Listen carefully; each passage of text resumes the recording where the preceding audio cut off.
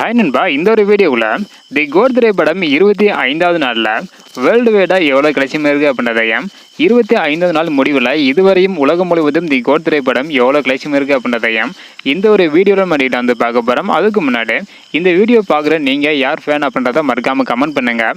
அப்படியே இன்னும் நம்ம சேனலை சப்ஸ்கிரைப் பண்ணாமல் இருந்தீங்கன்னா மறக்காமல் பண்ணிக்கோங்க. ஓகே அன்பா, வாங்க நினைக்கிற வீடியோக்குள்ளே போகலாம்.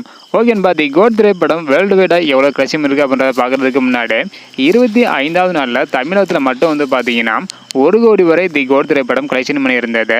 அதாவது ஹாலிடேஸ் அப்படின்றதுனால வசூல் ரொம்பவே அதிகரித்திருந்தது. இதனை தொடர்ந்து தற்பொழுது 25வது நாளில் மட்டும் வேர்ல்டு வைடாக 1,50,00,000 வரையும் தி கோட் திரைப்படம் வந்து கலெக்ஷன் பண்ணி இருக்குது. அதாவது 24வது நாள் முடிவில் உலகம் முழுவதும் 455 கோடி வரை தி கோட் திரைப்படம் கலெக்ஷன் பண்ணி இருந்தது.